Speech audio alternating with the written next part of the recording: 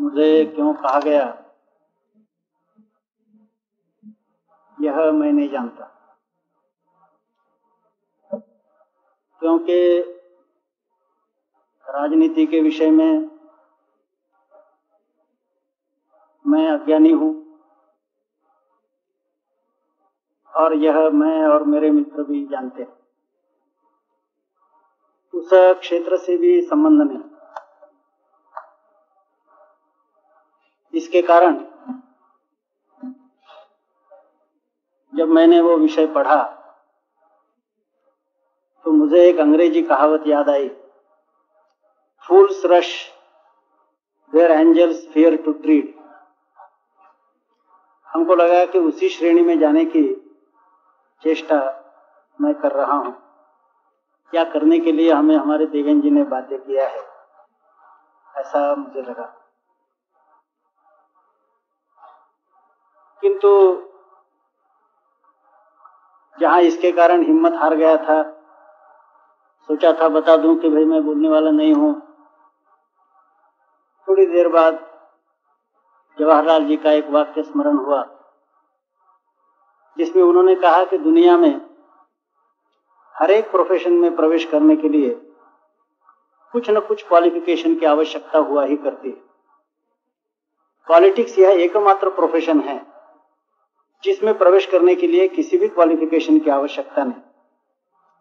ये जवाहरलाल जी का वाक्य स्मरण हुआ तो फिर हौसला कुछ आया और सोचा कि कोई बात नहीं, अनधिकार चेष्टा है, अव्यापारेषु व्यापार है, फूल्स रश वाला मामला है, तो भी थोड़ा बहुत बोलने में कोई आपत्ति नहीं।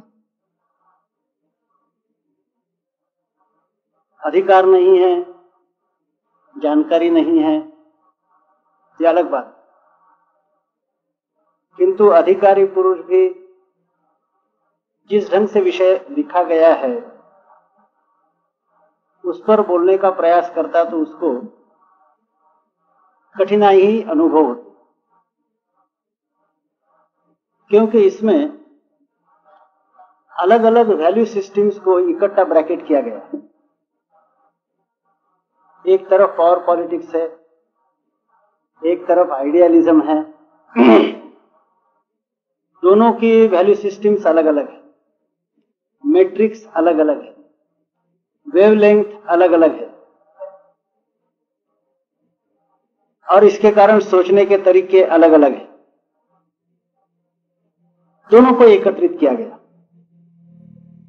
इसके कारण मेरा ऐसा ख्याल है कि अधिकारी पुरुष भी होता मेरे स्थान पर तो भी वह भी कुछ न कुछ कठिनाई का ही अनुभव करता। अब उदाहरण के लिए हम यह देखें कि पावर पॉलिटिक्स है, स्पष्ट है कि उसमें सबसे अधिक वांछनीय कवेटेबल बात कुछ होगी तो मेजॉरिटी है,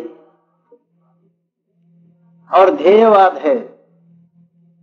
ध्येयवाद का दृष्टिकोण मेजॉरिटी के बारे में उसी तरह का रहने की आवश्यकता नहीं। दुनिया में कोई भी आइडियोलॉजिकल मूवमेंट मेजॉरिटी के सहारे शुरू हुई ऐसा दुनिया का इतिहास नहीं बताता। उल्टा है। लेनिन ने जिसको डिटरमिन्ड माइनॉरिटी कहा, ऐसे डिटरमिन्ड माइनॉरिटी के सहारे ही दुनिया में बड़ी उथल पुथल हुई है। मेजॉरिटी के सहारे कोई विचारधारा प्रारंभ हुई ऐसा इतिहास में एक भी उदाहरण नहीं। अपने यहां भगवान बुद्ध, भगवान महावीर, आद्य शंकराचार्य, इन्होंने अपना अपना मत प्रतिपादन जब शुरू किया था उस समय मेजॉरिटी उनके साथ नहीं थी। किंतु जिसने पावर पॉलिटिक्स करना है वह मेजॉरिटी के बारे में उदासीन नहीं रह सकता। संत तुकाराम के समान क्या वह कह सकेगा, सत्य असत्यासी मन केले ग्वाही, मानी अले नाही बहुमता। सत्य असत्य के लिए मैंने अपने मन को ही साक्षी रखा है, बहुमत की मैंने चिंता नहीं की, ऐसा संत तुकाराम ने कहा। क्योंकि उन्होंने तो चुनाव लड़ना ही नहीं था। परम पूजनीय गुरु जी कई बार राष्ट्र हित में कटु सत्य भी बोलते थे, किंतु वह कहते भी थे कि मैं मतों का भिखारी नहीं हूं, मैं बोल सकता हूं। मार्टिन ल्यूथर के बारे में प्रसिद्ध है, उन्होंने आखिरी में कहा कि here stand I cannot do otherwise, may God protect me. May God protect me कहने वाला शायद डिपॉजिट फॉरफिट करेगा। जिस व्यक्ति के साथ केवल 12 लोग थे, उनमें से एक ने बिट्रे किया और दूसरे ने कहा मैं इसको पहचानता ही नहीं, और इसके कारण जिस व्यक्ति को यह कहना पड़ा, मिजरेबल माइनॉरिटी के कारण, कि the foxes have their holes, the birds of air their nest, but the son of a man had not where to rest his head, ऐसी जिनकी अवस्था थी। अब ये आदर्शवादी थे, आगे चलकर एक विशाल मत प्रणाली का, उनके ही मत प्रणाली का इतना विस्तार हुआ, किंतु उनके जीवन काल में यह स्थिति थी कि सूली पर चढ़ना पड़ा। अब इतने माइनॉरिटी में रहने की हिम्मत या बुद्धिहीनता फॉर पॉलिटिशियन कर सकता है क्या? Can he afford? और इसके कारण क्योंकि दोनों की वैल्यू सिस्टम्स अलग है, मैट्रिक्स अलग है, वेवलेंथ अलग है, सोर्स ऑफ स्ट्रेंथ भी अलग है। फॉर पॉलिटिशियन का सोर्स ऑफ स्ट्रेंथ मेजॉरिटी या मेजॉरिटी की इच्छा ही है, स्वाभाविक है। किंतु जैसे मैंने कहा कि कोई भी आइडियोलॉजिकल मूवमेंट मेजॉरिटी के आधार पर शुरू नहीं हुई। बिल्कुल थोड़े लोगों ने कुछ सोचा, कुछ स्वप्न देखा, मेजॉरिटी उसके विषय में उदासीन थी या विरोध में थी, किंतु आगे चलकर उनका स्वप्न साकार हो सका। ऐसा ही आइडियोलॉजिकल लोगों के बारे में दिखाई देता है। जोसेफ मैजिनी ने सर्वप्रथम जब स्वतंत्र इटली का स्वप्न देखा, उनके देशवासियों की वास्ट मेजॉरिटी उनके साथ सहमत नहीं थी। कवि गटे ने जिस समय संयुक्त जर्मनी का स्वप्न देखा, उनके देशवासियों के लिए भी वह एक आश्चर्य की बात थी। द्वितीय महायुद्ध के प्रारंभ में ड गॉल ने जब स्वतंत्र सार्वभौम प्रभुता संपन्न फ्रांस की पुनर्रचना का स्वप्न देखा, उनके देशवासियों की मेजॉरिटी का उस पर विश्वास नहीं था। किंतु ऐसे थोड़े लोग स्वप्न देखते हैं,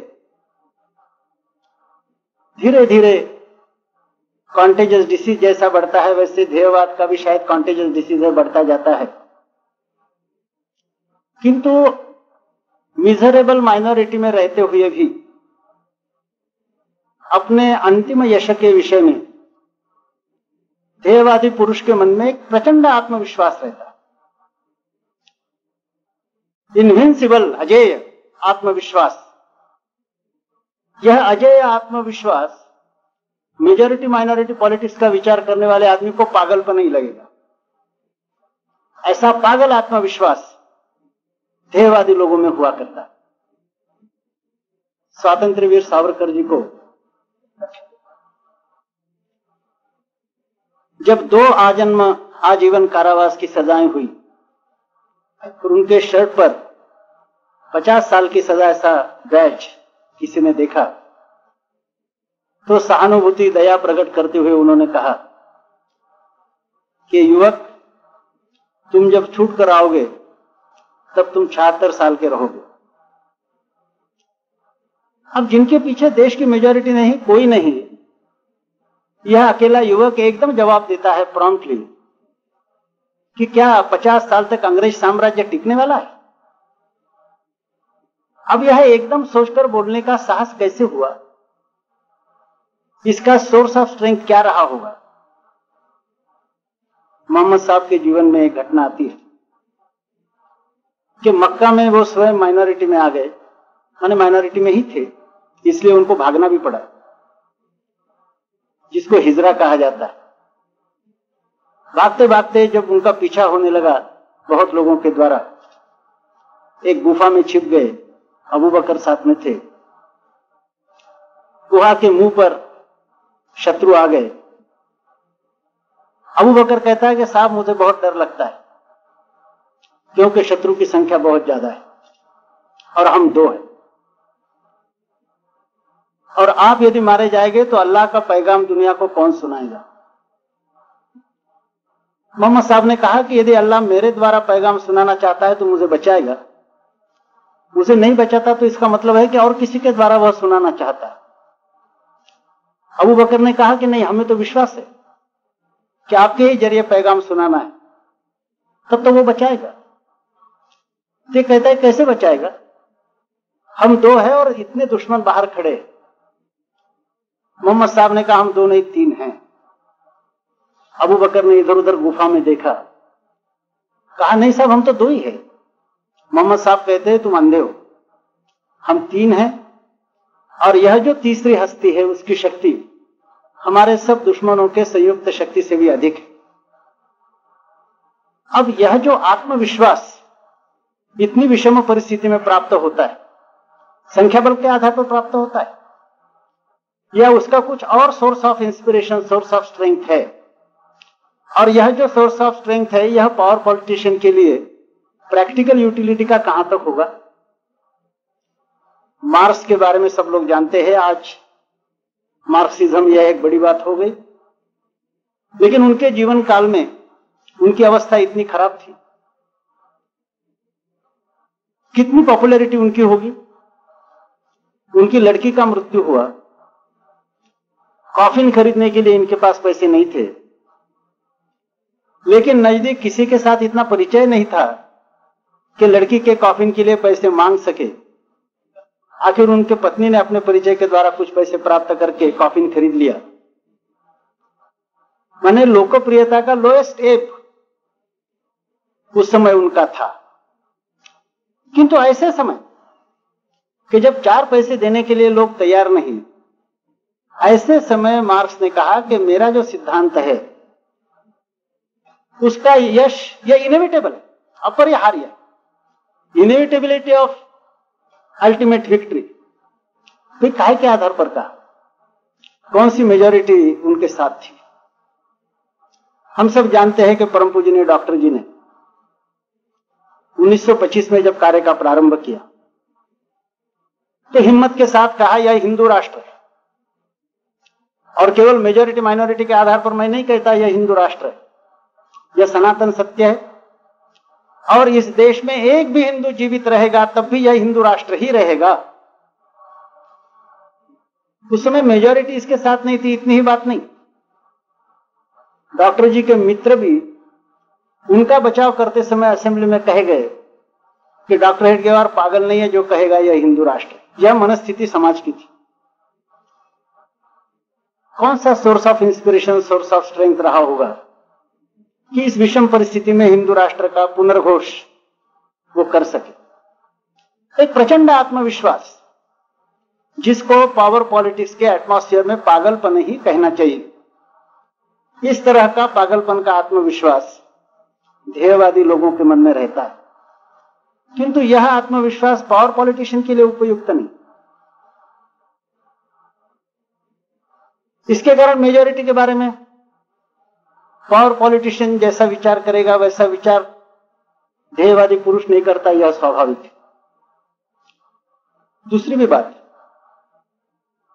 वोट पॉलिटिक्स माने मेजॉरिटी जो है, यह वैसे तो पावर पॉलिटिशियन के लिए भी बहुत डिपेंडेबल फैक्टर नहीं, मोस्ट कवेटेबल फैक्टर जरूर है, लेकिन डिपेंडेबल फैक्टर नहीं। इसके दोनों कारण, एक तो मेजॉरिटी प्राप्त होने के पूर्व और मेजॉरिटी प्राप्त होने के पश्चात पावर पॉलिटिशियन की स्वयं की मनोवृत्ति एक जैसी रहेगी, इसकी गारंटी नहीं हो सकती। गीता में अध्यात्म के क्षेत्र में जो कहा गया वो राजनीति के क्षेत्र में भी शायद लागू होगा। भगवान ने कहा कि त्रैविद्यामाम सोमपा पूतपापा यज्ञैरिष्ट्वा स्वर्गतिम प्रार्थयन्ते ते पुण्यमासाद्य सुरेंद्र लोकम अश्नन्ति दिव्यान दिवि देव भोगान। त्रैविद्य है, पढ़े लिखे है, सात्विक है, तपश्चर्या करते हैं, जन सेवा करते हैं और पुण्य प्राप्त करते हुए स्वर्ग में जाते हैं।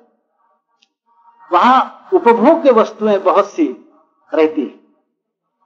तेतम भुक्त्वा स्वर्गलोकम विशाल, वहां जो उपभोग की वस्तुएं प्रिविलेजेस एमिनिटीज प्राप्त होती है, उनका जब वो उपभोग लेने लगते हैं तो जैसे जैसे उपभोग लेते हैं वैसे वैसे क्षीण पुण्य, उनका पुण्य भी क्षीण होने लगता है और जैसे उपभोग बढ़ता है वैसे क्षीण पुण्य हो जाता है। और कहा कि क्षीण पुण्य मर्त्यलोकम विशंति, और सारा पुण्य क्षीण होने के बाद बैक टू द कॉन्स्टिट्यूएंसी वापिस आना पड़ता है। ऐसा भगवान ने 11वें अध्याय में कहा। तो यह भी एक फैक्टर है। इसके कारण once in majority always in majority यह भी नहीं कहा जा सकता। किंतु मान लीजिए पॉलिटिशियंस के मनोवृत्ति में कोई परिवर्तन नहीं हुआ, राजर्षि भी कुछ हुआ करते हैं, संख्या कम होगी लेकिन हुआ करते हैं। अपने यहां कितने उदाहरण हैं, राज्य वापिस करने वाले भरत का उदाहरण है, चाणक्य का उदाहरण है, कई उदाहरण अपने यहां। बाहर भी Charles the fifth, Marcus Aurelius जैसे राजर्षि हो गए। तो इनकी भी मनोवृत्ति में परिवर्तन नहीं होता तो भी जनमानस की चंचलता तो प्रोवर्बियल है। जिन्होंने जोन ऑफ आर्क को देवता माना, उन्होंने ही जोन ऑफ आर्क को जिंदा जलाया और फिर उन्होंने ही जोन ऑफ आर्क के पुतले भी खड़े किए। कुछ मिनट पूर्व जूलियस सीजर का वध करने वाले वह जो सुप्रसिद्ध भाषण है एंटनी का, फ्रेंड्स रोमन्स एंड कंट्रीमैन, यह सुनने के पश्चात ब्रूटस के भी घर पर हमला करने के लिए गए। तो जनमानस की चंचलता और मेजॉरिटी प्राप्त होने के पश्चात मेजॉरिटी के प्राप्त होने के पूर्व की मनोवृत्ति कायम न रहने की संभवनीयता, दोनों कारण मेजॉरिटी यह डिपेंडेबल फैक्टर ऐसा पावर पॉलिटिशियन के लिए भी माना नहीं जाता। किंतु आखिर मेजॉरिटी की फिक्र उन्होंने करनी ही है और इसीलिए वोट पॉलिटिक्स, चुनाव की राजनीति आदि शब्द उपयोग में आते। किंतु यह केवल ध्येयवाद का पहलू छोड़ भी दिया और मेजॉरिटी का वोट पॉलिटिक्स का विचार किया। तो आजकल हमारे देश में एक शब्द बड़ा चलता है, वोट बैंक। अब ऐसी कुछ वोट बैंक्स है और इस दृष्टि से ये वोट बैंक कैसे कैप्चर की जा सकती है, यह विचार मन में आना स्वाभाविक है। अब वोट बैंक का भी विचार बायफोकल हो सकता है। बायफोकल से मेरा मतलब है कि नजदीक का और दूर का, तुरंत और लॉन्ग रेंज। किंतु यह बायफोकल विचार केवल पॉलिटिशियन कहां तक कर सकेगा, यह कहना बड़ा कठिन है। क्योंकि जैसे मैंने कहा कि value system, matrix, wavelength, source of strength अलग अलग है, वैसे टाइम हॉरिजन भी अलग अलग लोगों का अलग अलग होता है। किसी ने कहा है कि time horizon of a politician is from election to election, of a statesman from decade to decade, and of a nation builder from generation to generation, if not from century to century, ऐसा कहा।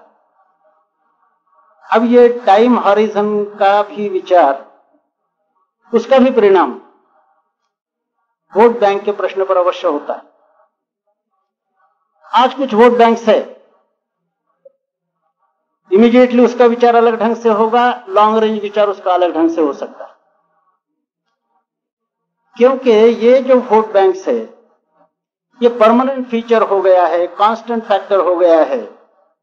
यावत चंद्र दिवाकरो टिकने वाला यह factor है, यह समझना कोई आवश्यक नहीं। आज के विशेष सिस्टम में उनके आधार पर, उस सिस्टम के आधार पर यह समूह निर्माण हुए है, यह बात सही। किंतु हम लोग जानते हैं कि आज के सिस्टम के बारे में भी कुछ सार्वजनिक चर्चा है। वैसे तो अपनी कॉन्स्टिट्यूशन बनी उसी समय चर्चा थी कि हमने वेस्टर्न सिस्टम जैसे के वैसे उठाकर यहां लाई, ये कहां तक अच्छा किया। बहुत पहले 1920 के ही पहले पूज्य महात्मा जी ने हिंद स्वराज नाम की अपनी किताब लिखी, जिसमें ब्लूप्रिंट ना हो तो कम से कम गाइडिंग प्रिंसिपल्स उन्होंने दिए हैं नई समाज रचना के। उसमें उन्होंने स्पष्ट रूप से कहा कि यह मेजॉरिटी माइनॉरिटी वाली वेस्टर्न पार्लियामेंट्री सिस्टम हमारे देश को सूट नहीं करती, और यदि हमने गलती से ट्रांसप्लांटेशन उसका किया तो लोगों की अवस्था कैसे होगी। उनके शब्द है कि like a prostitute that can be bought and sold, ऐसा 1920 के पहले उन्होंने लिखा। तो आज की सिस्टम कहां तक उपयुक्त है, इसके बारे में संदेह तो कई लोगों के मन में। यद्यपि कुछ लोगों का इसी सिस्टम में वेस्टेड इंटरेस्ट कल्टीवेट हुआ होगा, तो भी कई विचारकों के मन में संदेह है। कुछ सुधार होना चाहिए, यह भी विचार लोग करते हैं। यद्यपि सुधार के लिए अप्रोच भिन्न भिन्न लोगों का भिन्न भिन्न हो सकता है। जो हमारे जैसे रिएक्शनरी आदमी है वह सोचेगा कि भाई दुनिया के सभी कॉन्स्टिट्यूशंस का अध्ययन किया जाए, किंतु यहां की परंपरा, यहां की संस्कृति, यहां की पद्धति, इसके आधार पर सभी का अध्ययन करने के बाद भी प्रोडक्ट ऑफ द सॉइल इस तरह की कुछ रचना लानी चाहिए, कंसिस्टेंट विद द ट्रेडिशन, इस तरह की कुछ रचना लानी चाहिए। ऐसा आउट ऑफ डेट विचार हमारे जैसे रिएक्शनरी कुछ कर सकते। दूसरा भी एक विचार हो सकता है, क्योंकि हम ये नहीं मानते कि मॉडर्नाइजेशन इज वेस्टर्नाइजेशन। मॉडर्नाइजेशन को हम मानते, लेकिन मॉडर्नाइजेशन यानी वेस्टर्नाइजेशन ऐसा नहीं मानते। माओ भी स्पष्ट रूप से घोषित करता था कि मॉडर्नाइजेशन इज नॉट वेस्टर्नाइजेशन, यद्यपि वह यूरोप का ही शिष्य रहा। खैर, हमारे जैसे आउटडेटेड लोग जो नहीं, जो modern, progressive, radical, revolutionary, total revolutionary आदि आदि है, वो भी सोच सकते हैं कि परिवर्तन होना चाहिए। हाँ, अप्रोच भिन्न रहेगा। प्रोडक्ट ऑफ द सॉइल का विचार न करते हुए एक यूरोपियन कंट्री की सूट नहीं करती तो दूसरे यूरोपियन कंट्री के मॉडल का वो विचार किया जाए। ब्रिटेन की सूट नहीं करती तो फ्रांस का, फ्रांस की सूट नहीं करती जर्मन का, नहीं तो यूनाइटेड स्टेट्स का, वो उधर खोज अपनी चलाएंगे। लेकिन जो आज की सिस्टम है वह ठीक नहीं, यह तो कई लोगों ने माना। वैसे वेस्टर्न पार्लियामेंट्री डेमोक्रेसी में स्वयं अपनी रक्षा करने की भी क्षमता कहां तक है, इसके विषय में डेमोक्रेसी के पुरस्कर्ताओं के मन में प्रारंभ से ही संदेह रहा है। पिछले इमरजेंसी के समय लोगों ने आश्चर्य व्यक्त किया, किंतु बाद में उनको स्मरण हुआ कि हिटलर भी बैलेट बॉक्स में से ही आया था, और बाद में उनको यह भी स्मरण हुआ कि as early as French revolution के पूर्व, फ्रेंच रिवॉल्यूशन के पश्चात जो पहले डिक्टेटर हुए और जिनको बाद में लोगों ने गिलोटिन किया, रॉबेस्पियर ने कहा था कि इस पार्लियामेंट्री डेमोक्रेसी में सभी इलेक्टेड डेप्यूटीज माने एमपीज यदि आपस में षड्यंत्र करते हैं तो वो लोगों को दबाने वाली डिक्टेटरशिप ला सकते हैं। इस तरह का एक विधान, एक स्टेटमेंट उन्होंने फ्रेंच रिवॉल्यूशन के पूर्व ही किया। तो डेमोक्रेसी में स्वयं अपनी रक्षा करने की क्षमता कहां तक है, इसके विषय में प्रारंभ से ही लोगों के मन में वेस्टर्न पार्लियामेंट्री सिस्टम के बारे में संदेह रहा। फिर दूसरी भी बात, पॉलिटिकल पार्टी सिस्टम, इसके उपयोगिता और औचित्य के बारे में भी सभी लोगों में एक मत नहीं। क्योंकि हम लोग ब्रिटिश ट्रेडिशन में पले हुए हैं बचपन से, हमें तो लगता है कि पॉलिटिकल पार्टी सिस्टम उतनी ही नेचुरल है जितनी हवा, पानी, जलवायु, उतनी ही वो नेचुरल है, ऐसा हमको लगता है, क्योंकि we are born and brought up in British atmosphere. किंतु कई विचारकों का ऐसा सोचना है कि पॉलिटिकल पार्टी सिस्टम डेमोक्रेसी के लिए कहां तक पोषक है। उन्होंने कहा है कि भाई रियल डेमोक्रेसी और रिप्रेजेंटेटिव फॉर्म ऑफ गवर्नमेंट में वैसे ही अंतर का उन्होंने विवरण किया कि रिप्रेजेंटेटिव फॉर्म में रियल डेमोक्रेसी रहना कठिन हो जाता है।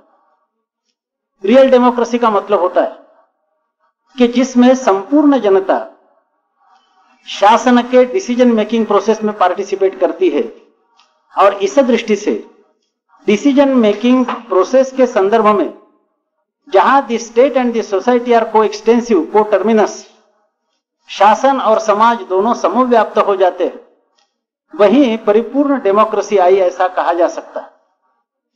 किंतु बड़े देश में यह हो नहीं सकता, इसलिए रिप्रेजेंटेटिव फॉर्म आया। किंतु पॉलिटिकल पार्टी के कारण और भी खाई बढ़ जाती है।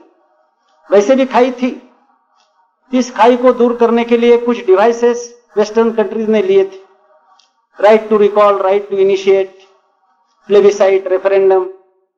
किंतु इनके बावजूद रिप्रेजेंटेटिव और डायरेक्ट डेमोक्रेसी या रियल डेमोक्रेसी में बहुत अंतर रहा ही था। किंतु कुछ विचारकों का कहना था कि यह पार्लियामेंट, यह पॉलिटिकल पार्टी के कारण और भी यह अंतर बढ़ जाता है। उन्होंने उदाहरण दिया कि जैसे पार्टी सिस्टम में एक कॉन्स्टिट्यूएंसी से एक आदमी चुनकर जाता है, हमें ऐसा आनंद होता है कि हमने चुनकर भेजा है, यह हमारा रिप्रेजेंटेटिव है। किंतु वास्तव में यदि वह हमारा रिप्रेजेंटेटिव है तो हर एक प्रश्न पर जहां जहां वोटिंग का सवाल आता है, चाहे बिल रहे चाहे रेजोल्यूशन रहे, अपने कॉन्स्टिट्यूएंसी के लोगों की मेजॉरिटी की क्या इच्छा है यह पहले असरटेन करते हुए वह मतदान कर सकता है क्या? चुनकर भेजने वाले हमें यहां तक तो ठीक है, लेकिन वहां जो मतदान होता है वह मतदान अपने कॉन्स्टिट्यूएंसी के मेजॉरिटी की इच्छा के अनुसार होता है, ऐसा कहा जा सकता है क्या? ऐसी कोई व्यवस्था है क्या? वहां पार्टी का व्हिप चलता है, और यह आवश्यक नहीं है कि उसके कॉन्स्टिट्यूएंसी के मेजॉरिटी की इच्छा और उसके पॉलिटिकल पार्टी का व्हिप दोनों नेसेसरीली और एक ही दिशा में जाने वाले हो गए, यह कोई आवश्यक नहीं। तो इस दृष्टि से वहां वोटिंग पार्टी के व्हिप के अनुसार होता है, लेकिन चुनकर देने वाले हम लोग हैं। तो रियल डेमोक्रेसी और रिप्रेजेंटेटिव फॉर्म में जो अंतर है वह पॉलिटिकल पार्टी के कारण बढ़ता है, और इसके कारण पार्टी सिस्टम नहीं रहनी चाहिए। यह भी एक विचार कुछ लोगों ने रखा, जिसमें एम.एन. रॉय प्रमुख है। और आखिरी में हम जानते हैं कि जयप्रकाश जी ने पार्टीलेस डेमोक्रेसी, या जयप्रकाश जी, विनोबा जी आदि लोगों ने गांधीयन थिंकिंग के अनुकूल, मैं गांधीज्म शब्द का प्रयोग नहीं कर रहा हूं, गांधीयन थिंकिंग के अनुकूल पार्टीलेस डेमोक्रेसी का विचार विनोबा जी, जयप्रकाश जी आदि लोगों ने रखा है। अब सिस्टम में यदि चेंज नहीं हुआ, आज की ही सिस्टम रही, तो किसी भी हालत में इसमें से अच्छा नहीं निकल सकता। यह इस कारण स्पष्ट है कि इस देश में 60% लोग दरिद्र रेखा के नीचे है, 42 करोड़ लोग निरक्षर है, शेष में से 12 करोड़ के साक्षरता के बारे में संदेह है। जहां दारिद्र्य और निरक्षरता इतनी भीषण मात्रा में हो, वहां आज की यह जो सिस्टम है, यह सिस्टम ठीक ढंग से काम कर सकेगी। यह कोई भी पार्टी पावर में आई तो भी यह संभव नहीं, ऐसा मेरे जैसा आउटडेटेड आदमी सोचता है। किंतु यदि चर्चा चल ही रही कि सिस्टम सदोष है, उसमें परिवर्तन होना चाहिए, और यदि परिवर्तन होता है तो जो आज वोट बैंक वगैरह जिनको कहा जाता है, उनके नेचर पर परिवर्तन होगा कि नहीं? उनके कॉम्पोजिशन पर परिवर्तन होगा कि नहीं? हम जरा सोचें। जैसे परम पूजनीय गुरु जी ने कहा कि वे हिंदू पद्धति के अनुसार फंक्शनल रिप्रेजेंटेशन, इसको भी ड्यू प्लेस होना चाहिए। आज टेरिटोरियल रिप्रेजेंटेशन है, और आज की सारी वोट बैंक्स टेरिटोरियल रिप्रेजेंटेशन के आधार पर है। फंक्शनल रिप्रेजेंटेशन भी टेरिटोरियल रिप्रेजेंटेशन के साथ, if not to replace, at least to supplement आना चाहिए। किस ढंग से आना चाहिए आप वर्कआउट कीजिए, ऐसा परम पूजनीय गुरु जी कहते थे। अब फंक्शनल रिप्रेजेंटेशन का मतलब होता है कि आज जैसे 8 लाख लोग दिल्ली के एक एमपी को चुनकर देंगे, फंक्शनल रिप्रेजेंटेशन में फंक्शन वाइज चुनाव होगा। यह सोचना पड़ेगा कि फंक्शन जो अलग अलग है सबका रिप्रेजेंटेशन हो, किसानों का अलग, खेती और मजदूरों का अलग, छोटे व्यापारियों का अलग, इंपोर्टर एक्सपोर्टर का अलग, अलग अलग जो प्रोफेशंस है, लॉ है, मेडिसिन है, आर्किटेक्चर है, इंजीनियरिंग है, इनका अलग, अलग अलग प्रोफेशन का रिप्रेजेंटेशन हो। किस आधार पर हो इसमें चर्चा हो सकती है। सीधे न्यूमेरिकल स्ट्रेंथ के आधार पर हो यह भी कहा जा सकता है। यूगोस्लाविया ने उनके अभी के कॉन्स्टिट्यूशन में यह न्यूमेरिकल स्ट्रेंथ के आधार पर फंक्शनल रिप्रेजेंटेशन नहीं रखा। तो हर एक इंटरेस्ट ग्रुप का टोटल नेशनल प्रोडक्ट में जितने परसेंटेज का कंट्रीब्यूशन होगा उतना परसेंटेज रिप्रेजेंटेशन उस इंटरेस्ट ग्रुप को देना चाहिए, चाहे उनकी संख्या कम ज्यादा कुछ भी हो। इस तरह की यूगोस्लाविया की आज की कॉन्स्टिट्यूशन है। वहां फंक्शनल रिप्रेजेंटेशन है, किंतु आधार जो है वह संख्या नहीं है। तो percentage of the group's contribution to the total national product यह आधार उन्होंने रखा। किसी भी आधार पर हो यह चर्चा का विषय हो सकता है, किंतु इस तरह से फंक्शनल रिप्रेजेंटेशन यदि इंट्रोड्यूस होता है तो ये अलग अलग इंटरेस्ट ग्रुप्स यह जागरूक होते हैं। किसान के नाते, मजदूर के नाते, मालिक के नाते, मैनेजरियल ग्रुप के नाते, इंजीनियर, डॉक्टर्स के नाते अलग अलग इंटरेस्ट ग्रुप्स हो जाते हैं। और टेरिटोरियल रिप्रेजेंटेशन में बटे हुए जो एक ही जाति के या कम्युनिटी के लोग हैं वो फंक्शनल ग्रुप्स में अलग अलग बट जाए। ब्राह्मण ठाकुर हो या हरिजन हो या और कोई हो, यह आवश्यक नहीं है कि एक जाति के लोग सभी एक ही प्रोफेशन में या ऑक्यूपेशन में, यह आवश्यक नहीं है। ऑक्यूपेशन वाइज अलग अलग है और इसके कारण अलग अलग ग्रुप्स में बढ़ जाते हैं। इसके कारण अलग अलग जाति के लोग एक इंटरेस्ट ग्रुप में आज भी पाए जाते हैं। उनका फंक्शनल रिप्रेजेंटेशन यदि आ जाता है तो वोट बैंक्स अलग ढंग की होगी। और ये जो आज कास्ट कम्युनिटी बेस पर टेरिटोरियल रिप्रेजेंटेशन के कारण वोट बैंक्स बनी है उनका, और फंक्शनल ग्रुप्स के आधार पर जो वोट बैंक्स बनेगी उनका, दोनों का सहअस्तित्व यदि कुछ काल चलता है तो एक दूसरे पर एक्ट और रिएक्ट करेंगे, जिसके कारण पहले वोट बैंक में शिथिलता आ जाएगी।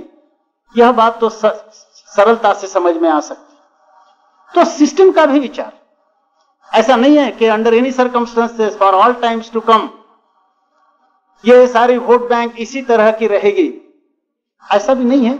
सिस्टम में यदि परिवर्तन होता है तो इसके कंपोजिशन में, इसके कैरेक्टर में भी चेंज होता है।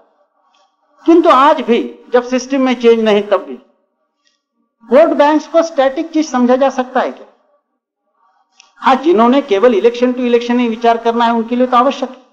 इसलिए मैंने कहा कि बायफोकल विजन इसमें होने की आवश्यकता है। बायफोकल विजन रहने से शॉर्ट रेंज और लॉन्ग रेंज दोनों विचार वोट बैंक के बारे में आते हैं।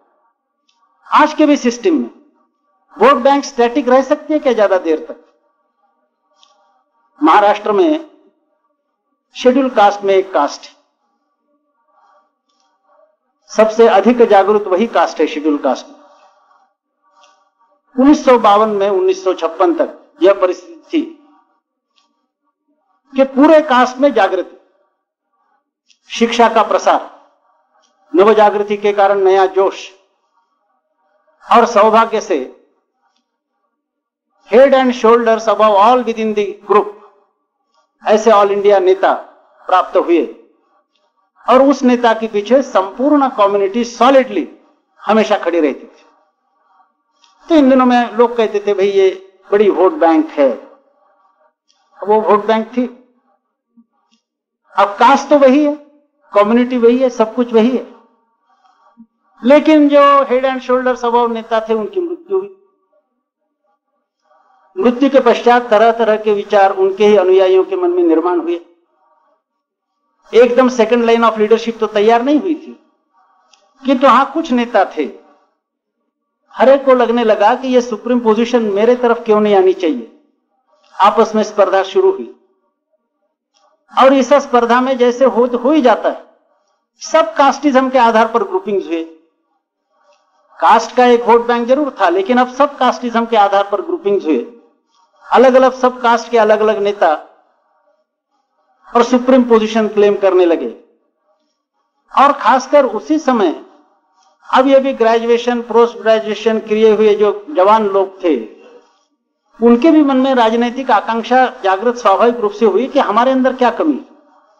आज जो जनरल सेक्रेटरी है वो यदि वकील है तो मैं भी वकील हूं, मेरे अंदर कौन सी बात कम है, तो मैं भी नेता क्यों नहीं बन सकता हूं? क्योंकि कास्टिज्म के आधार पर ही यदि नेतृत्व मिल सकता है तो स्वाभाविक रूप से राजनीतिक आकांक्षा हर एक के मन में जागृत हो सकती है। तो एस्पायरेंट की संख्या इतनी बढ़ गई कि एक समय जो सॉलिड वोट बैंक थी, आज उसके कितने ही ग्रुप्स निर्माण हुए। मुझे यह विश्वास है कि उत्तर हिंदुस्तान में भी आज जो सोचा जाता है किसी वोट बैंक के बारे में कि बड़ी सॉलिड है और जब तक चांद सूरज है तब तक ये वोट बैंक वैसी रहेगी, गलत बात है। हेड एंड शोल्डर्स अबव नेता चले जाने के बाद और सेकंड लाइन ऑफ लीडरशिप बराबर न रहने के कारण जो वहां हुआ वो यहां भी होने वाला है, इसमें कोई संदेह करने की आवश्यकता नहीं, लेकिन पेशेंस की आवश्यकता है। और इस दृष्टि से वोट बैंक का जो विचार होता है वो शॉर्ट रेंज लॉन्ग रेंज विचार अलग अलग होगा। और जैसे मैंने कहा कि ध्येयवादी लोगों का सब कुछ अलग है, वैसे ध्येयवादी और पावर पॉलिटिशियन इनके पेशेंस का मेल्टिंग पॉइंट भी अलग अलग है। पेशेंस का मेल्टिंग पॉइंट अलग अलग है। एक का मेल्टिंग पॉइंट बहुत जल्दी आ जाता है और दूसरे का मेल्टिंग पॉइंट आता ही नहीं। इतना अंतर दोनों के पेशेंस के मेल्टिंग पॉइंट में होता है। तो इस तरह से हर चीज का विचार दोनों अलग अलग ढंग से करें। किंतु यह रहते हुए भी मैं सोच रहा था कि यह विषय तैयार कैसे हुआ, कंसीव कैसे हुआ, तो स्वाभाविक रूप से मुझे लगा कि इसका भी एक कारण है। अभी तक हमने यही देखा कि आइडियलिस्ट अलग बात है, पावर पॉलिटिशियन अलग बात है, दोनों का सब कुछ अलग अलग है। किंतु दुनिया में केवल दो ही टाइप के लोग नहीं, केवल आइडियलिस्ट या केवल पावर पॉलिटिशियन, दो ही टाइप के लोग नहीं। अपने विषय के संदर्भ में मुझे लगता है कि 4 श्रेणियां उनकी कल्पना की जा सकती है। ये 2 श्रेणियां तो है, pure and simple idealist, pure and simple power politician. Pure and simple idealist यानी जो पावर का विचार नहीं कर रहा, प्योर एंड सिंपल पॉलिटिशियन यानी जो आइडियल का विचार नहीं कर रहा। लेकिन और भी बीच में 2 श्रेणियां हैं, इसके कारण यह विषय कंसीव हो सका, निर्माण हो सका। वो है कि essentially an idealist, incidentally a politician, essentially a politician, incidentally an idealist. Essentially an idealist है तो आइडियलिस्ट है, जो ध्येय है वही उसका अंतिम साध्य है। किंतु उस ध्येय की पूर्ति के लिए जो कई साधन है उनमें से एक साधन पॉलिटिकल पावर भी हो सकती है, यह सोचकर इंसिडेंटली ए पॉलिटिशियन। और दूसरा कि इसेंशियली ए पॉलिटिशियन है तो केवल पावर के पीछे, लेकिन कुछ ना कुछ ध्येयवाद का चोला पहने बगैर वोट भी प्राप्त नहीं हो सकता, इसके कारण इंसिडेंटली ए पॉलिटिशियन। ये 2 श्रेणियां जो है, essentially an idealist, incidentally a politician, essentially a politician, incidentally an idealist, ये 2 और श्रेणियां होने के कारण ही यह विषय निर्माण हो सका, यह हम समझ सकते, वरना दोनों में सब तरह से अंतर है। किंतु फिर यह डेमोक्रेटिक पार्टी, दोनों में से एक भी पार्टी आइडियोलॉजिकल पार्टी नहीं, इलेक्शन मशीनरीज है। हाँ, ये ठीक है कि समय समय पर और खासकर चुनाव के मौके पर दोनों अपना भविष्य के विषय में जो प्रोग्राम आदि होगा वो बराबर बताते रहते हैं, लेकिन कोई खास आइडियोलॉजी लेकर दोनों पार्टी नहीं चली। लेकिन पार्टियां चल रही, माने हम नॉन आइडियोलॉजिकल है, इसके बारे में वो एपोलॉजेटिक नहीं है। राजा जी का भी जो विचार था वो नॉन आइडियोलॉजिकल पार्टी की कल्पना करते थे। उनका विचार था कि भाई आज की परिस्थिति में आवश्यक ऐसे जो खास स्पेसिफिक पॉइंट्स हो गए वो चुन लिए जाए, उन स्पेसिफिक पॉइंट्स पर जिनका एक मत है वो एक पार्टी में शामिल हो जाए। वो तो यहां तक मानते थे कि इतने स्पेसिफिक पॉइंट्स छोड़कर बाकी विषयों पर एकमत होने की भी विद इन दी पार्टी आवश्यकता नहीं। जो स्पेसिफाइड पॉइंट्स है उनके अलावा बाकी पॉइंट्स यदि पार्लियामेंट में, असेंबली में आते हैं तो पार्टी के सदस्य अपने अपने इच्छा के अनुकूल अलग अलग ढंग से वोटिंग भी कर सकते हैं, इसके कारण इंडिसिप्लिन हो गई ऐसा भी मानने का कोई कारण नहीं। इस तरह का भी एक विचार राजा जी का था। तो पॉलिटिकल पार्टी के लिए आइडियोलॉजिकल होना कोई अपरिहार्य नहीं है, और यदि नहीं होना चाहते तो उसमें अपोलोजेटिक होने की भी आवश्यकता नहीं है, नॉन आइडियोलॉजिकल पार्टी भी चल सकती है। तो यह भी एक बात ध्यान में रखने योग्य है। किंतु यदि ऐसा वायुमंडल हो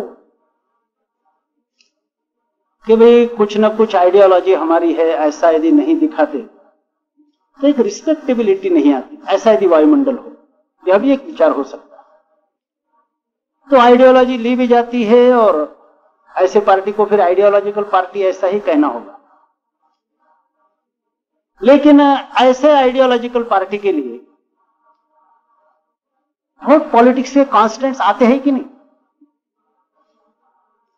तो ये इस पर है कि आइडियोलॉजिकल पार्टी का कैरेक्टर क्या है। दोनों तरह के कैरेक्टर हो सकते हैं। एक कैरेक्टर यह हो सकता है कि हमारी जो आइडियोलॉजी है यही हमारा अंतिम ध्येय है, हम उस आइडियोलॉजी के लिए कमिटेड है और उसके पूर्ति के लिए साधन के रूप में हम पावर को मानते हैं, यानी पॉलिटिक्स को मानते हैं। यह भी एक विचार हो सकता है।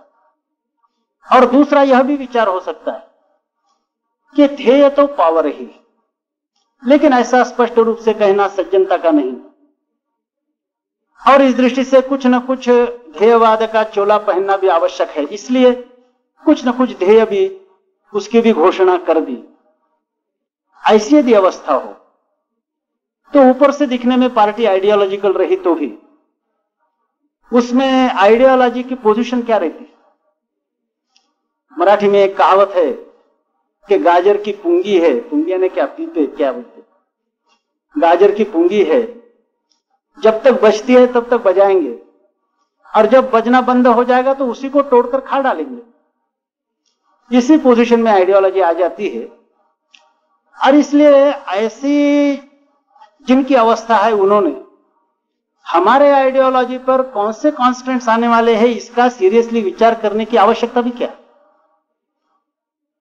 जब साध्य के रूप में आइडियोलॉजी हो और साधन के रूप में पॉलिटिक्स हो तब तो विचार करने की आवश्यकता है, वह विचार रिलेवेंट है। जहां साध्य के रूप में लोगों के मन के सामने पावर है और वह प्राप्त करने के लिए एक साधन इस रूप में आइडियोलॉजी की घोषणा की जाती है, वहां आइडियोलॉजी पर कॉन्स्टेंट्स आते हैं या नहीं आते इसका गंभीरता से विचार करने की आवश्यकता ही क्या है। सही माने में उनके लिए आइडियोलॉजी एक इररिलेवेंट फैक्टर है। तो यह कॉन्स्टेंट का जो सवाल आ जाता है वह सवाल इन लोगों के लिए नहीं आता, क्योंकि ये तो चतुर लोगों का व्यवहार जानते हैं। मुझे स्मरण होता है कि आप में से भी कुछ लोगों ने पढ़ा होगा, चर्चिल पहली बार पार्लियामेंट में जब चुनकर आए तो उस समय कुछ इशू, वो तो टोरी कंजर्वेटिव ग्रुप के थे, किंतु कुछ इशू उनके पार्टी ने उस पर ऐसा स्टैंड लिया जो अनपॉपुलर था। अब ये यंग एम्बिशियस थे, यंग एम्बिशियस होना कोई गुनाह नहीं है, अच्छा ही है यदि एम्बिशन के कारण ही कार्य की प्रेरणा मिलती है। तो ये तो एम्बिशियस थे ही, तो उन्होंने पार्लियामेंट में प्रवेश करते ही, क्योंकि ये इशू निर्माण हुआ, तो with in the parliament, outside the parliament party के भूमिका के खिलाफ बोलना शुरू किया। तो लोग नाराज हो गए और आखिर उन्होंने पार्टी छोड़ दी। पार्टी छोड़ने के पश्चात उसी पार्टी के एक नेता ऑस्टिन चेम्बरलेन, उनके पास प्रेस करेस्पॉन्डेंट्स पहुंचे और एक ने पूछा कि चर्चिल ने जो किया है इसके विषय में आपकी प्रतिक्रिया क्या है। अब वो ब्रिटिश पार्लियामेंट्री सिस्टम पुरानी है, इसलिए मैच्योरिटी भी काफी है, बोलने में संतुलन वगैरह बहुत रहता है। शायद हिंदुस्तान में ऐसा प्रश्न पूछा जाता तो सीधा नेता कोई कह देता कि अपॉर्चुनिज्म है, करियरिज्म है, ऐसा नहीं था, क्योंकि अंडरस्टेटमेंट इज मोर पावरफुल, ऐसा उनका विचार था। उन्होंने उत्तर दिया वो अच्छा था। उन्होंने कहा कि his sudden conversion to radicalism, his माने Churchill's, his sudden conversion to radicalism coincided with his personal requirements. His sudden conversion to radicalism coincided with his personal requirements. उन्होंने एम्बिशन शब्द का भी प्रयोग नहीं किया, रिक्वायरमेंट्स, अंडरस्टेटमेंट। अब सडन कन्वर्शन टू रेडिकलिज्म तो समय समय पर होता ही रहता है और वो कोइंसाइड भी करता है किसी न किसी के पर्सनल रिक्वायरमेंट से, किंतु इसकी चिंता करने की आवश्यकता तभी है जब पार्टी ने आइडियोलॉजी को अपना साध्य माना हो, पावर को उसका साधन माना हो। लेकिन पावर ही साध्य जिनके लिए है, उन्होंने जब आइडियोलॉजी को केवल एक माध्यम या साधन के रूप में देखते हैं, तब आइडियोलॉजी पर हमारे कितने कॉन्स्टेंट्स आएंगे आदि आदि बातों का विचार करने की आवश्यकता क्या। मैं समझता हूं उनके लिए यह प्रश्न इररिलेवेंट है। अब यह प्रश्न जो प्योर एंड सिंपल आइडियलिस्ट है उसके लिए भी इररिलेवेंट है, जो प्योर एंड सिंपल पॉलिटिशियन है उसके लिए भी यह प्रश्न इररिलेवेंट है, जो essentially politician and incidentally an idealist है उनके लिए भी यह इररिलेवेंट है। तो फिर वो रेलेवेंट है किसके लिए? केवल उस कैटेगरी के लिए है जो essentially an idealist, incidentally politician की कैटेगरी है। उसी के लिए केवल यह जो विषय है वह रेलेवेंट होता है, बाकी लोगों के लिए यह विषय रेलेवेंट नहीं। लेकिन हम यह भी जानते हैं कि ऐसे जो ध्येयवादी होते हैं, ये ध्येयवादी अपने ध्येय के प्रति कोई कॉन्स्ट्रेंट बर्दाश्त करने की आवश्यकता भी नहीं समझे। It would go against their grains, क्योंकि इसी के साथ कॉम्प्रोमाइज करना है तो काम करना काहे के लिए, यह विचार उनके मन में आ सकता है। और इसी कारण जो ध्येयवादी और लंबा विचार करने वाले लोग थे, उन्होंने कुल मिलाकर पार्लियामेंट्री पॉलिटिक्स के बारे में ही अलग ढंग से सोचा है सामान्य पॉलिटिशियन की तुलना में, ऐसा हमें दिखाई देता है। पार्लियामेंट्री पॉलिटिक्स के एटमॉस्फेयर में आने के बाद ध्येयवाद टिकाना कठिन है, इतनी ही बात नहीं। वैसे भी पॉलिटिक्स के बाहर रहते हुए भी ध्येयवाद की प्रखरता कायम रखना यह सभी के लिए कठिन है। ध्येयवादी रहना यह कोई स्वाभाविक प्रवृत्ति जन्य ऐसी बात नहीं, यह तो उल्टा है। जैसे मनु ने कहा, न मांस भक्षणे दोषो न मद्दे एटसेट्रा, प्रवृत्ति रेशा भूतानाम विवृत्तिस्तु महाफला। ये सारे काम करना, ये तो बोले दोष कुछ नहीं, क्योंकि ये तो प्रवृत्ति है। किंतु to refrain is highly creative, ये बातें करना, इसको उन्होंने दोष नहीं कहा। किंतु इन बातों से दूर रहना यह महाफला है, हाईली क्रिएटेबल है, ऐसा मनु ने कहा। स्वामी विवेकानंद ने एक पत्र में कहा कि इतने लोग मार्ग से च्युत हो गए, यह आश्चर्य की बात नहीं, अभी भी इतने लोग इसी मार्ग पर चल रहे हैं, यही आश्चर्य की बात है, ऐसा उन्होंने कहा। तो वैसे भी केवल पॉलिटिक्स की बात नहीं है, जो बिल्कुल पॉलिटिक्स में नहीं, ऐसे लोगों के लिए भी अपने ध्येयवाद की प्रखरता कायम रखना कोई आसान नहीं। जो नॉन पॉलिटिकल लोग हैं वो भी प्रखरता में कभी कभी उनकी कमी आती है, कभी शारीरिक अवस्था के कारण, कभी पारिवारिक अवस्था के कारण, कई कारणों से शिथिलता तो सभी के मन में आ सकती है। लेकिन पॉलिटिक्स में ये कुछ संभावना अधिक बढ़ जाती है। ए.के. गोपालन ने अपने आत्मचरित्र में यह प्रक्रिया बड़े अच्छे ढंग से दी कि एक समय जो आइडियलिस्ट थे वे पार्लियामेंट के एयर कंडीशन रूम में आने के पश्चात किस तरह शिथिल होते गए, अच्छा विवरण उन्होंने किया। परम पूज्य बाबा साहब कहते हैं कि आदमी कहीं भी फिसल सकता है, रास्ते पर भी उसका पैर फिसल सकता है, लेकिन बाथरूम में फिसलने की संभावना और ज्यादा होती है, क्योंकि वहां हमेशा पानी गिरता रहता है। तो पॉलिटिकल फील्ड तो बाथरूम है। तो इसके कारण जहां सर्वसाधारण कार्यकर्ता का ध्येयवाद प्रखर रखने के लिए 100% सतर्कता और प्रयत्नशीलता की आवश्यकता है, वहां पॉलिटिकल फील्ड में गए हुए कार्यकर्ताओं की ध्येयवादिता प्रखरता कायम रखने के लिए 150% माने एक्स्ट्रा परिश्रम की, सतर्कता की आवश्यकता हुआ करती। अब इतनी सारी सतर्कता लोग कहां तक बरत सकेंगे? और आज जो अपने पार्टी में है, अपने ग्रुप में है, अपने समूह में है, वे इस तरह के बाथरूम में जाने के बाद फिसलेंगे नहीं। यह विश्वास जब आदर्शवादी नेता के मन में नहीं होता तो वह तो सोचता है कि भाई ये रिस्क लेना अच्छा नहीं, पार्लियामेंट्री पॉलिटिक्स में जाएंगे, वहां गड़बड़ हो जाएगी, और सबकी कट्टरता के बारे में आज गारंटी नहीं दी जा सकती। स्वयं पहले से चलती आई हुई पॉलिटिकल पार्टी को डिसॉल्व करने वाले एम.एन. राय का उदाहरण छोड़ भी दिया तो भी हम देखते कि तमिलनाडु में द्राविड़ कड़गम की लोकप्रियता जब बहुत ही थी और उनके नेता ईवी रामस्वामी नायकर पेरियर पर उनके अनुयायियों ने बड़ा प्रेशर लाया कि अब द्राविड़ कड़गम को पॉलिटिकल पार्टी बनाया जाए। इसी कारण से पेरियर ने पॉलिटिकल पार्टी बनाने से इनकार कर दिया।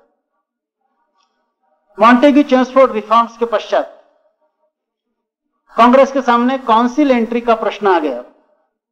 महात्मा जी ने स्पष्ट रूप से इनकार कर दिया। संघ का पहला प्रतिबंध हटने के पश्चात परम पूजनीय श्री गुरु जी को कई लोगों ने सलाह दी कि राष्ट्रीय स्वयंसेवक संघ को पॉलिटिकल पार्टी अब बनाया जाए। वैसा करने से उन्होंने इनकार कर दिया और 1905 के असफल रिवॉल्यूशन के पश्चात झार ने जब रशियन पीपल को पार्लियामेंट दी, इसलिए कि आउटलेट हो जाए असंतोष के लिए, और पार्टी में जब चर्चा चली कि पार्लियामेंट का भी फोरम के नाते उपयोग करेंगे, क्या आपत्ति है, इधर रिवॉल्यूशन के भी प्रयास चलाएंगे, उधर पार्लियामेंट का भी उपयोग करेंगे, तो इसी खतरे को जानकर लेनिन ने इसका विरोध किया और वो माइनॉरिटी में थे भी, उन्होंने अपना रहते हुए भी उन्होंने अपना विरोध जारी रखा। ये अलग अलग जो ध्येयवादी नेता है उनकी एक ही तरह की रिएक्शन इस प्रश्न पर जो दिखाई देती है, इसका कारण यही है कि उस एटमॉस्फेयर में बहुत ज्यादा सतर्कता रखने की आवश्यकता है ध्येयवाद की प्रखरता कायम रखने के लिए, और इस दृष्टि से सतर्कता न रही तो फिसलने की संभावना ज्यादा होती है।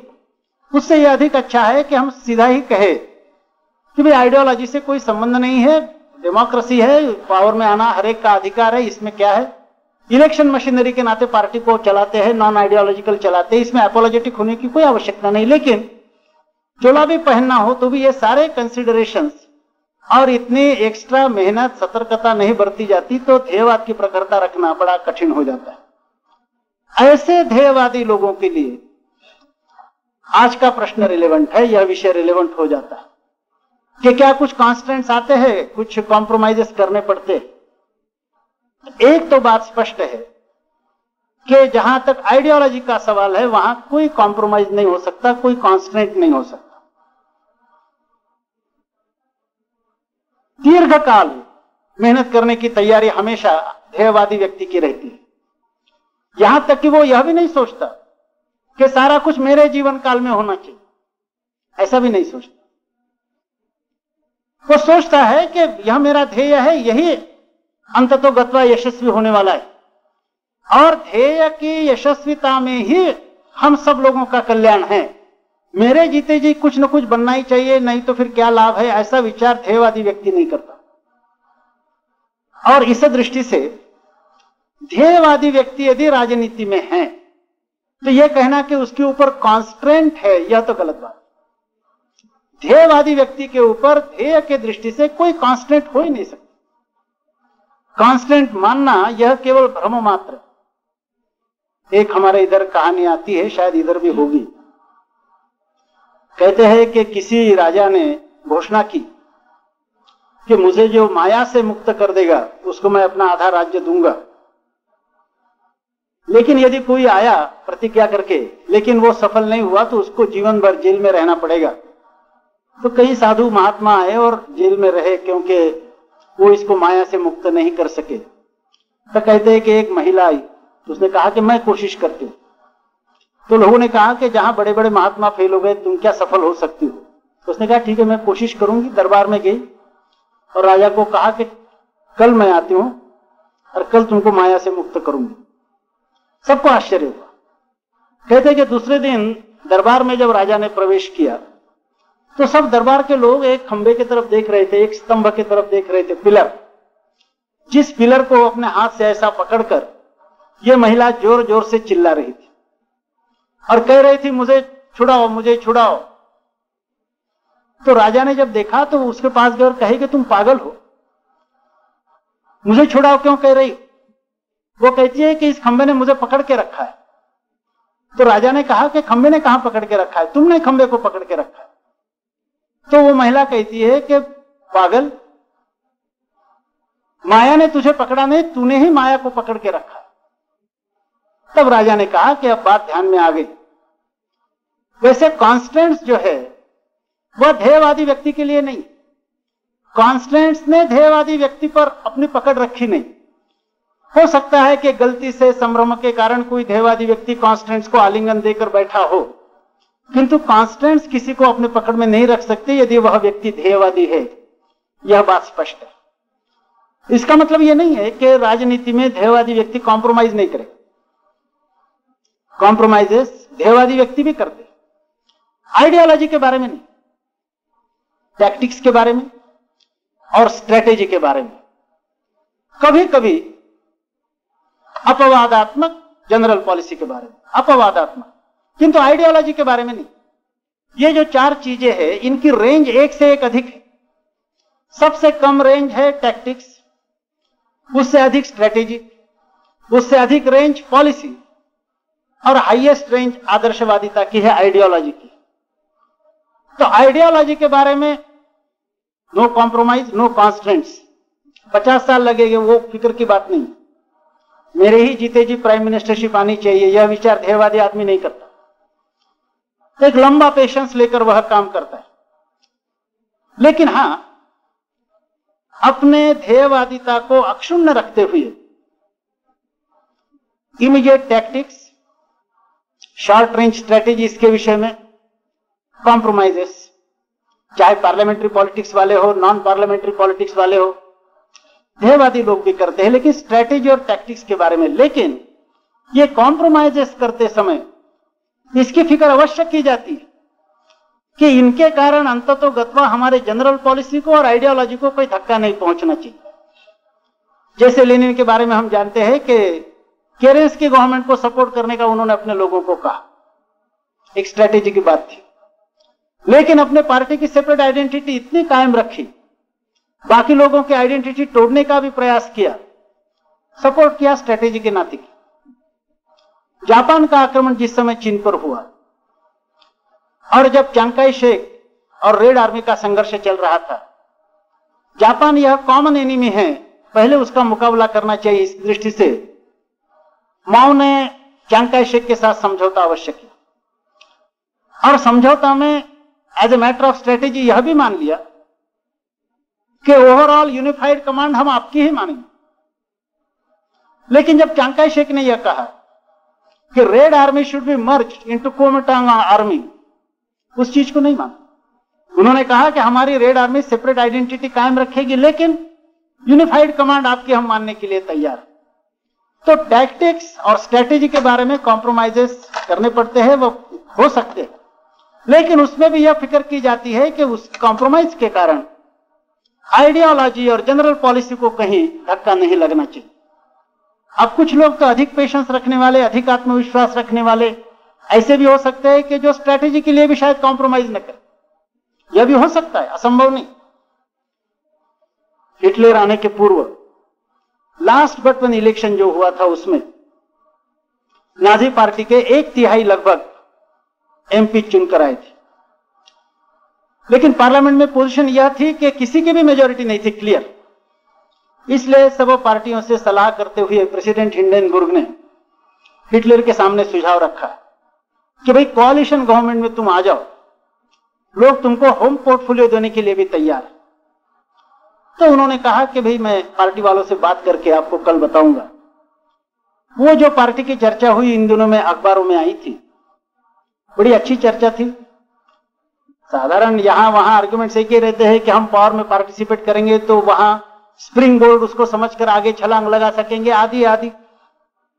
कुछ लोगों ने कहा नहीं करना चाहिए, लेकिन अंत में लोगों ने कहा भाई दोनों व्यूज जो है वो फ्यूरर ने सुन लिए हैं, अब अपने पार्टी में हम लोग कोई मतदान वगैरह के आधार पर तो निर्णय नहीं लेते, सभी की राय फ्यूरर ने सुन ली है तो वो जो चाहे वह निर्णय ले ले। तो हिटलर ने कहा भाई मैं क्या निर्णय लूं, आप यदि मेरे ऊपर निर्णय छोड़ते हो तो मेरा निर्णय मैंने 6-7 साल पहले ही दिया है। उनकी जो किताब थी मेन कैंप, उसमें एक चैप्टर का टाइटल ही है a strong man is stronger when alone, a strong man is stronger when alone.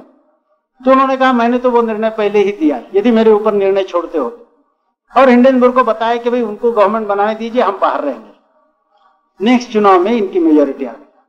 अब यह पेशेंस, आत्मविश्वास, इसकी जो मात्रा है ये अलग अलग नेताओं की अलग अलग हो सकती है, अलग अलग पार्टी की अलग अलग हो सकती है, लेकिन कहने का मतलब यह है कि ध्येयवादी पार्टी होते हुए भी कॉम्प्रोमाइजेज जो होते हैं वो स्ट्रेटेजी और टैक्टिक्स के बारे में होते हैं, आइडियोलॉजी के बारे में कोई भी इस तरह का कॉम्प्रोमाइज नहीं हो सकता। अब कठिनाई दूसरे एक कारण से निर्माण होती, आइडियोलॉजिकल ग्रुप है और उसमें दोनों तरह के लोग, कुछ आइडियोलॉजी को साध्य मानने वाले, कुछ पावर को साध्य मानने वाले, कुछ आइडियोलॉजी को पावर का साधन मानने वाले, कुछ पावर को आइडियोलॉजी का साधन मानने वाले।